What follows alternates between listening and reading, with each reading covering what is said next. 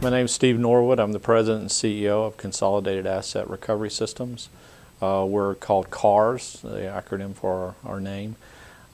We operate a software as a services business focused on helping lenders manage the repossession and remarketing of assets on collateral-based loans. I love working with TechCXO. The reason is that if I need Jennifer full-time, I can get access to her full-time. If I need her half-time, or if I need her a quarter of the time. So when we were doing the transition for our business system over to NetSuite, we had her probably full-time. Once that project was over, then I scaled her time back to half-time. And then she works with our numbers. She's in a couple of days a week, making sure that the bill flow stuff works correctly. She prepares financials on a monthly basis for us.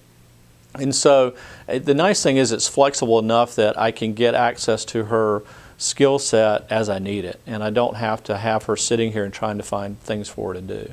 And that is perfect for our business because our business tends to go in waves where we have a lot going on depending on the projects we've got going on to just the kind of standard everyday transactions that'll come through the business. So it allows us to adjust her time based on our needs.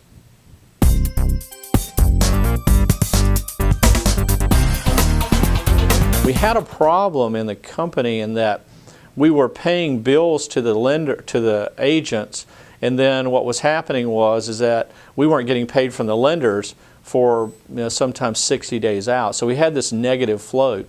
The issue with that is as the volume would go up, you would end up having to float more and more capital.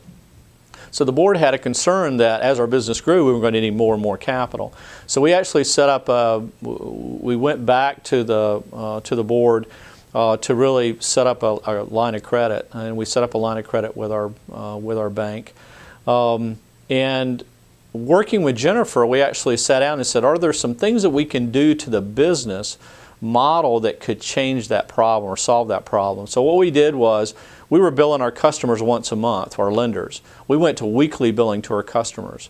And that changed. We also then started billing one of our remarketing customers. So instead of billing the lender, we would bill the remarketing customer, and they would take the charges out of proceeds. And they were paying us much quicker than the lenders were. So those two changes actually flipped the float around, so now we've have a positive float instead of a negative float. So we're actually getting paid before we have to pay our vendors. So now we've got the business scaled in a way that we can grow it as fast as we want to when we don't need additional capital. So we got the credit line put in place, but we haven't even drawn on the credit line because we changed the model around. And again, working with Jennifer on how do you tweak the flow and the timing on payments and bills, that is a key part of how you manage that cash flow piece.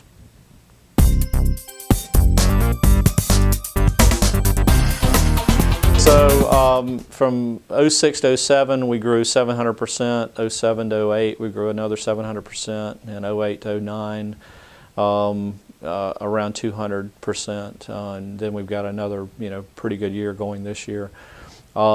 We raised capital in 07 to really get us to the point to be profitable. So we needed roughly around $1 million in capital. We went to the angel market.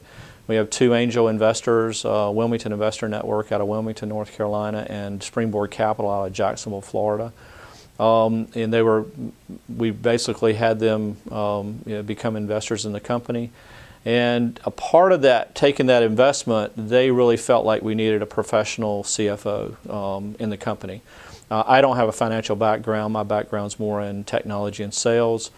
So they felt they would feel more comfortable if they had someone involved in the company that was a financial person. So we really looked at options. Should we bring on a CFO? Should we look at bringing on a part-time CFO? So I actually got introduced to Jennifer through a friend, and Jennifer works for TechCXO, and so we actually looked at what it would take to bring in a CFO, but we really couldn't afford one full time. We needed someone that could help us with the numbers, help us with a variety of strategic initiatives. So we'd made the decision to bring Jennifer on a part-time basis, which was perfect for our business.